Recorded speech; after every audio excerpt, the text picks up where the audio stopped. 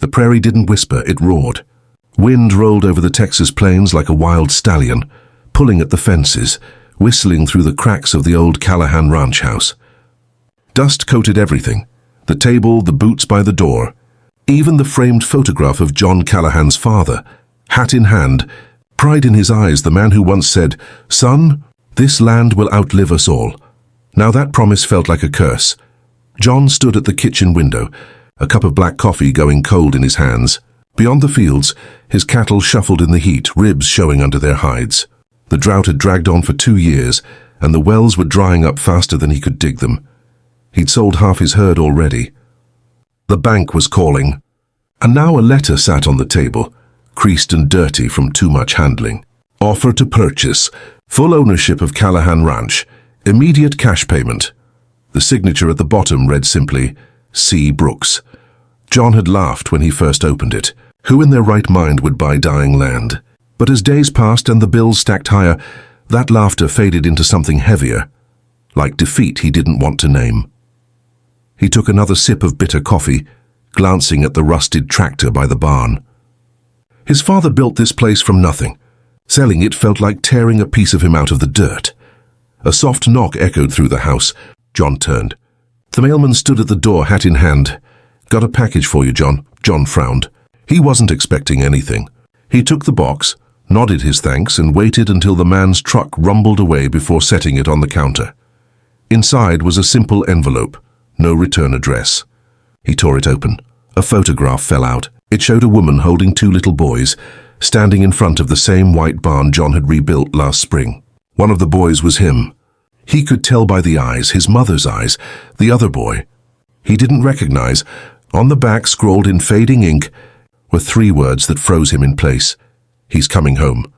John's coffee slipped from his hand and shattered on the floor.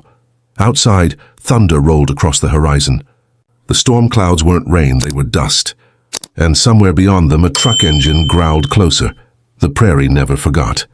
And tonight, it was bringing something back. The sun burned low that afternoon, bleeding red over the prairie grass. John Callahan was fixing a broken fence post when he heard it, low, steady, and out of place. A truck engine, not one of the locals. The sound climbed over the hills like thunder rolling on 4 wheels.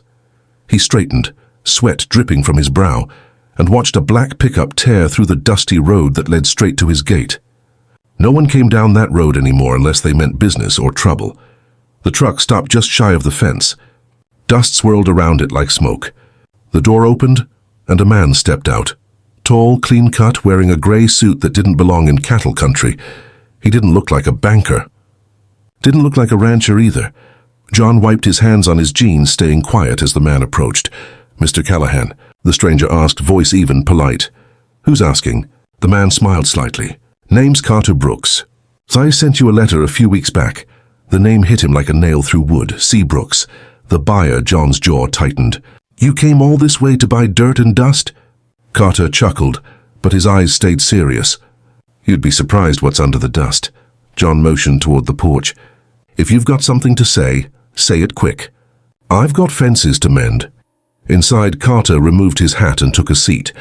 His eyes scanned the old wooden beams, the worn photographs, the smell of smoke and coffee still hanging in the air. "This place has history," he said softly. "Feels familiar." John crossed his arms. "Ain't much left to feel familiar about. You're wasting your time." Carter reached into his briefcase and laid out the papers. Official, clean, legal. "This isn't just an offer, Mr. Callahan, it's a chance. For you, for this land." John didn't even glance at them. "You city men talk like you understand land. You don't. You see acres. I see graves, sweat, my father's blood." Carter hesitated, something flickering in his eyes. "Your father, he was William Callahan, right?" "Yeah, you know him." Carter looked down, thumb brushing the edge of the deed. "No," he said finally. "But I heard stories." That word again, stories. John felt a chill crawl up his spine. There was something in Carter's tone, something personal. "How'd you hear about this place, Brooks?" Carter paused, then looked John in the eye. "My mother told me. She used to talk about this ranch when I was a boy. Said it was the place she left her heart." The room went still. John's heartbeat thudded in his ears. "Your mother?" he asked carefully. "What was her name?" Carter took a breath. "Evelyn Brooks," The name hit him like a hammer. His mother's name, Evelyn Callahan, before she left. John's hands curled into fists. "Get off my land." Carter didn't move. "I didn't come here to fight, John." John froze. He hadn't told him his name. For a long moment, the two men just stared at each other. The air between them felt thick, like the moments before a storm breaks. John's voice came out low, dangerous. "You say my mother's name again, you better have a damn good reason." Carter didn't flinch. "I have one." He reached into his coat pocket, pulled out a folded piece of paper, and set it on the table. "She wrote this before she passed. Said one day I'd need to deliver it myself." John didn't touch it. His pulse thundered in his ears. He didn't want to hear her name again, let alone read her words. That woman had walked out on him and his father when he was 6 years old, left nothing behind but a broken man and a ranch that kept sinking. "Go on," Carter said quietly. "Read it." John hesitated, then snatched up the letter. The paper was brittle, the handwriting careful, almost apologetic. "My boys, if this ever finds you both, it means I've failed in ways I can't make right. I did what I thought I had to do. The truth will be buried on the land I left behind, but one day you'll both come home. The prairie remembers what we forget." Mother John's throat went dry. He dropped the letter onto the table as if it burned. "My boys," he repeated, laughing bitterly. "You trying to tell me what I think you are?" Carter met his eyes. "I didn't come here to lie. I didn't even know I had a brother until a month ago. My mother, our mother, told me everything before she died." John took a step back, shaking his head. "No, my mother died when I was 12. The sheriff found her car in the river." Carter's expression hardened. "That's what your father told you." The words hung like smoke. Outside, the wind picked up, slamming the old screen door against the frame. John felt the world tilt. The letter, the photo, the name, it all spun together like a storm he couldn't stop. His hands trembled, not from fear, but from the kind of rage that comes when old lies start turning into truth. "So what?" John spat. "You show up out of nowhere, throw around my mother's name, wave a few papers, and think I'll hand you half my life." Carter didn't rise to it. "No, I came to buy what's mine. To make right what she couldn't. Make right," John barked. "There's no making right 30 years of silence." Carter's voice softened. "Maybe not. But if we're brothers, we both have a claim. And I'm not leaving until I see what she meant by the truth buried on this land." John stepped forward, eyes burning. "You'll leave when I say so." Carter nodded slowly, stood and adjusted his hat. "I'll be back tomorrow, John, whether you like it or not." As the black truck drove away, the dust settled slow, heavy like the weight of old sins. John looked out over the prairie, the only home he'd ever known, and whispered, "What the hell did you do, Ma?" Night crept over the plains like a shadow that refused to rest. John sat alone at the kitchen table, the letter spread out in front of him, his whiskey glass untouched. The clock ticked, steady as a heartbeat, but everything else felt still. He couldn't shake the words off his mind. "My boys." It was impossible. His mother was gone. His father had buried her. That was the truth he'd lived with since childhood. Still, the photograph from the package haunted him. 2 boys side by side, his mother's arms around both. One of them with his crooked smile, the other a perfect stranger. He grabbed the lantern and headed for the barn. The old padlock on the storage chest inside was rusted shut. He smashed it open with a hammer. Inside lay his father's life, dusty records, worn-out gloves, and a box wrapped in oilcloth. He unwrapped it slowly. Inside were letters, dozens of them, all addressed to William Callahan, and all unopened. The return address, E. Brooks, Austin, Texas. John's chest tightened. He pulled one free, trembling hands breaking the old wax seal. "Will, I'm sorry for what I've done. Please don't let John grow up thinking I abandoned him. I had to leave. You know why. I'll come back when it's safe." He dropped the letter, his heart pounding. Safe from what? He dug deeper into the box and found another envelope. Inside it, a birth certificate. Name Carter William Brooks. Mother, Evelyn Callahan Brooks. Father William Callahan, his vision blurred. His father hadn't just lied. He'd erased someone. The wind outside howled, slamming the barn door against its frame. He felt his pulse race as the truth began to twist inside him. He wasn't an only child. He never was. All those years his father told him family first, but what he meant was the family I chose to keep. John stood there in the flickering lantern light, fists clenched, breath ragged. His world had split in two. The man who raised him on honor and hard work was also the man who stole his brother's life. He turned toward the dark prairie, voice breaking. "Why didn't you just tell me?" The silence that answered felt alive, heavy with memory. He looked back at the photograph, his mother smiling, free of the sadness he remembered. Maybe she hadn't been the one who left. Maybe she'd been taken. When dawn crept over the horizon, John was still standing in the barn. The old letters spread around his boots like fallen leaves, and in that pale light, he made himself a promise. Tomorrow, when that man, his brother, came back, John Callahan would demand the truth buried beneath this land, even if it killed him. The next morning, the sky burned orange and gold over the horizon. John stood on his porch, coffee steaming in his hand, waiting. He knew Carter would come back. Men like him, driven, polished, sure of their footing, they always did. Sure enough, a black pickup appeared down the dirt road, kicking up a long trail of dust. John set his mug down, the weight of last night's discoveries pressing heavy on his chest. He'd read every letter, every word his mother had tried to send, and he'd seen enough to know his father wasn't the man he'd worshipped all his life. The truck rolled to a stop. Carter climbed out, hat in hand. He didn't look smug this time. He looked uncertain. "Almost human. Morning," Carter said. "Morning," John replied coldly. "You find your way back easy enough?" "Wasn't hard." "The road remembers." John let out a dry laugh. "Seems the whole damn land remembers things I never knew." Carter studied him a moment. "You went through the letters, didn't you?" John's jaw tightened. "So you knew he kept them?" "I didn't know until my mother told me before she passed. Said she tried to come back, but your father threatened her. Said if she stepped foot on this ranch again, he'd stop right there." John's voice cracked, but his stare stayed hard. "You don't get to talk about him like that." "Whatever he did to protect what was his." Carter's tone softened. "Or maybe he did it to protect his pride." John felt his blood rise. "You think you know him? You think a few letters make you part of this?" "I think blood does," Carter shot back. "You can deny it all you want, but we share the same mother, same father, same lies." The wind picked up, carrying the dry scent of the prairie. Somewhere in the distance, a gate creaked on its hinge. John took a slow breath, eyes burning with a mix of anger and grief. "So what now, brother? You here to take what's left? You already got her. You want my land too?" Carter hesitated. "I didn't come to take it. I came to buy it so we could both start clean."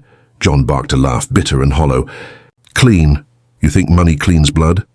Carter didn't answer. He reached into his truck, pulled out a folder and tossed it onto the porch. "Legal papers, survey maps, claim documents, notarized forms. This land's half ours," he said quietly. "It always was. Your father just made sure I never saw a piece of it."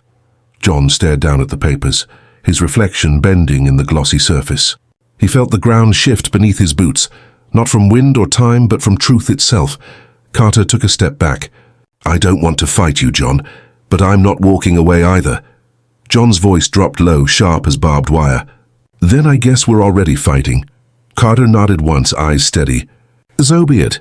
As he turned and walked back toward his truck, the sun caught the edge of his shadow and stretched it across the dirt.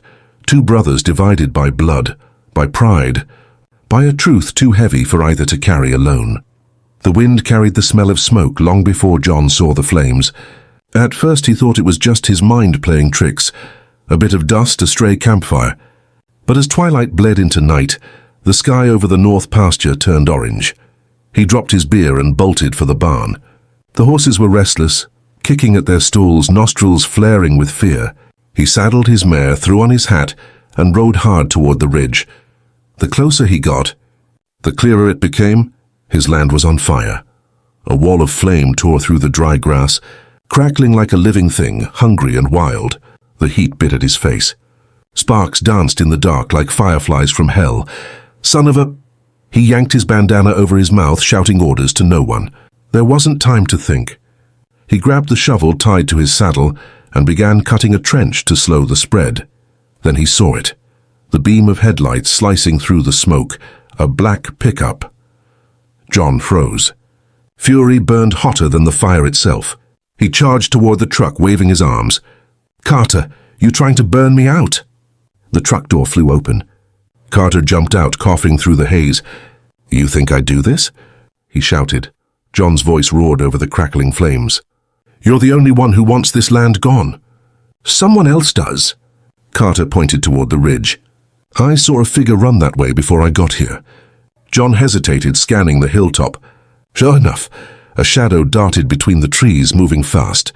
Before he could react, a gunshot cracked through the night. The bullet hit the dirt inches from his boots. "Down," Carter shouted, tackling John behind a burned log. Another shot followed, whistling overhead. John's pulse pounded. "Who the hell is shooting?" Carter gritted his teeth. "Whoever wants both of us gone."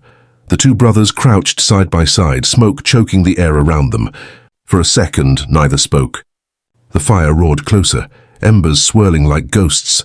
John finally muttered, "You armed?" Carter pulled a revolver from his belt.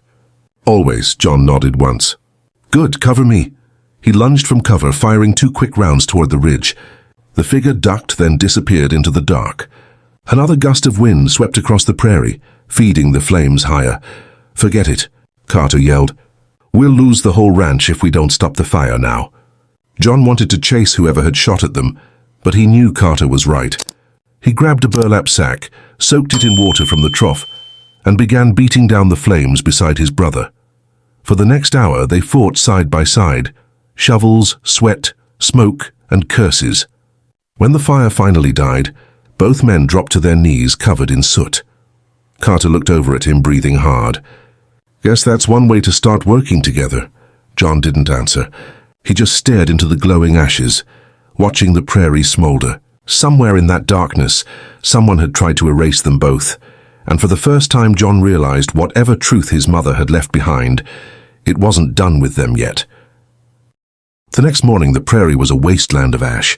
Blackened earth stretched as far as the eye could see, and the air still smelled of smoke and loss. John stood at the edge of what used to be his north pasture, boots sinking into the soft soot. The fire had spared the house, but barely. Beside him, Carter kicked at the dirt, quiet. The silence between them was heavy, but different now. No longer filled with hate, but questions. John crouched and picked something from the ground. A small brass shell casing, half buried in the ash. He turned it over in his hand. "Military issue .308 caliber." He looked up sharply. "You ever seen one of these?" Carter frowned. "That's army stock. Not something you buy at a local store." John's gaze hardened. "My father used to keep a box of these in the barn. Said they were from his service days. But he told me he used them all years ago. So whoever shot at us," Carter began. John finished the thought, "was using Dad's old ammo." They both turned toward the burned ridge. The truth felt like smoke still hanging in the air, visible, choking, but impossible to grab. Back at the house, the sheriff's truck rolled up the drive.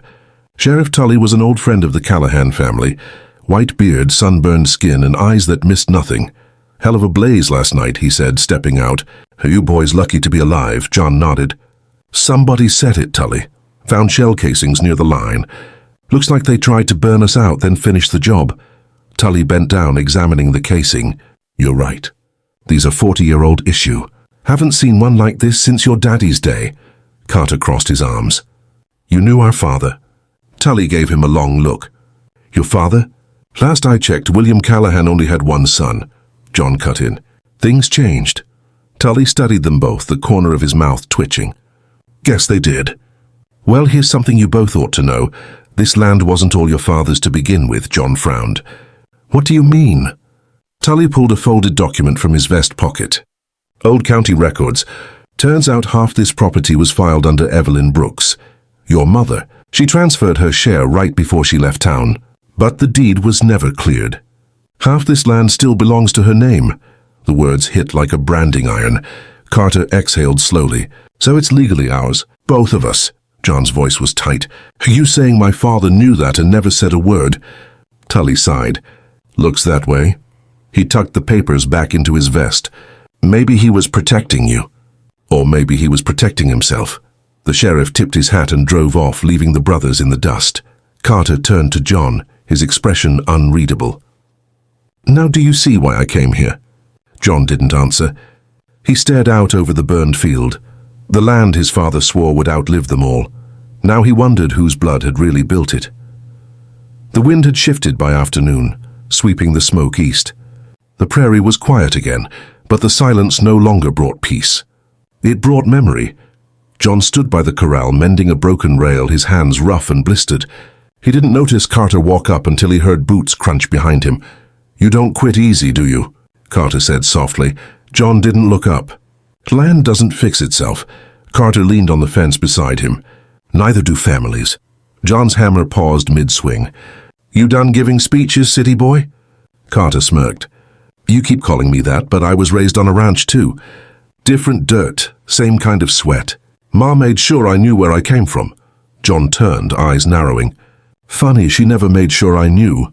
Carter took off his hat, running a hand through his hair. "You think I don't hate it too? You think I didn't ask her why she left you behind? She never told me until she got sick. Said your father made her choose. Said she thought he'd never forgive her if she took you." John's grip on the hammer tightened until his knuckles went white. "He told me she drowned." "I know," Carter said quietly. "She knew what he told you. Said she wanted to come back for you, but by then it was too late." The sound of the prairie filled the space between them. Crickets, wind, the distant groan of an old windmill. John finally spoke. He was a hard man, but I never thought he'd lie to me like that. Carter's voice softened. "He raised you on truth the way he wanted it told. Sometimes that's worse than a lie." For the first time since Carter had arrived, John saw the pain in his brother's face, the same exhaustion he felt in his own bones. Carter reached into his pocket. "There's something else." He handed John a small box, old cedar wood, the kind their mother might have kept jewelry in. Inside, resting on faded velvet, was a silver locket. John opened it. Inside were 2 tiny photos, his mother in the center, flanked by 2 baby boys, twins. He swallowed hard. "You've been carrying this?" "Since the day she died," Carter said. "She told me to bring it home." John stared at the locket until his vision blurred. "I wanted to hate you," he whispered. "Still do some days." Carter's voice cracked just slightly. "You can hate me all you want, but don't hate her. She didn't run from you, she was pushed." The words landed like rain after years of drought. John looked out across the field, his voice rough. "You said we both got a claim on this land." Carter nodded. "Then maybe it's time we stop fighting over it," John said. "Start finding what she left behind." Carter smiled faintly. "Now you're talking like a brother." John slipped the locket into his shirt pocket and looked toward the horizon. The wind carried the scent of wet dirt. Rain coming, maybe, just maybe, the prairie was ready to forgive.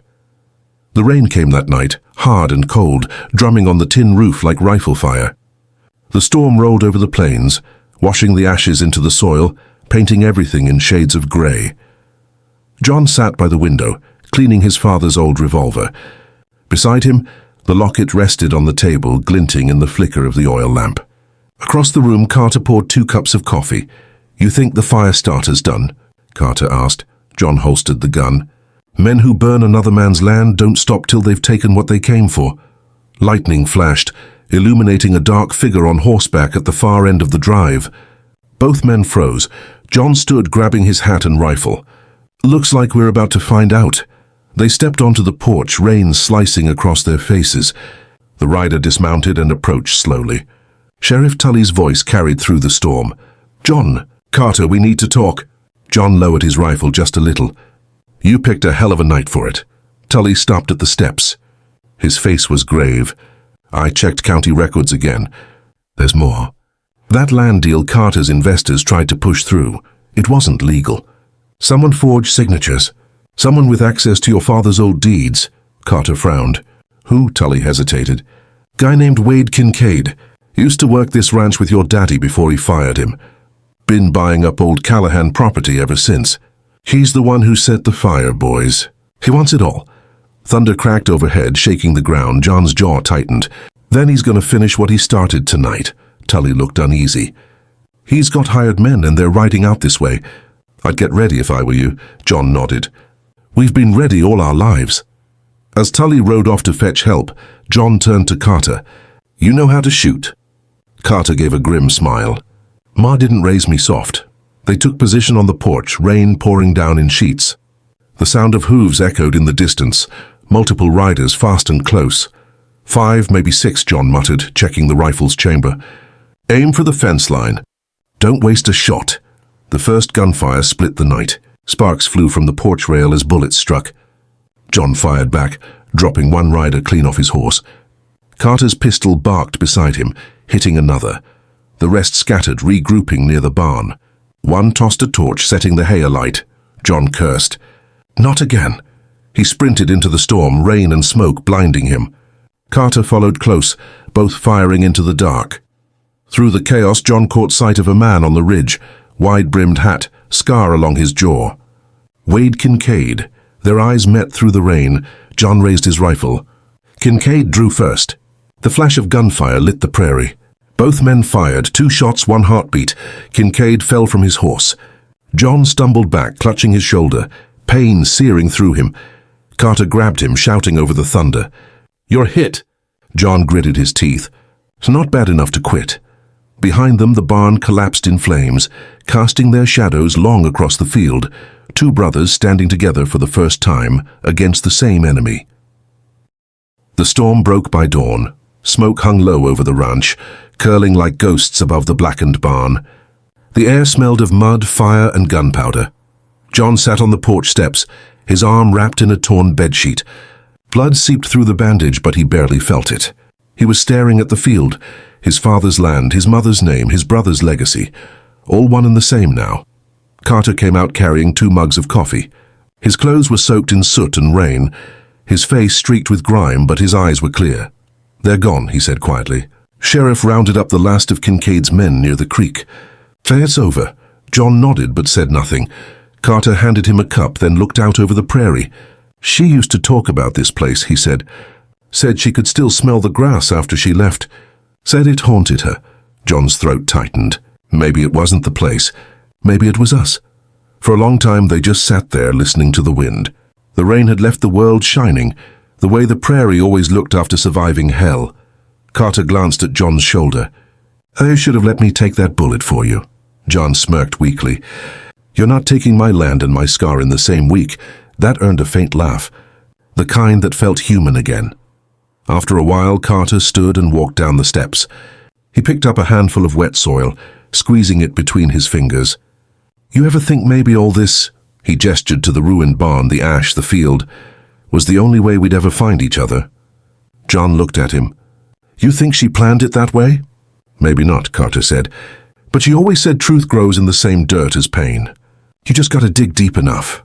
John's eyes fell on the silver locket glinting in the mud. He picked it up, wiped it clean, and pressed it into Carter's hand. Keep it. You carried her memory this far.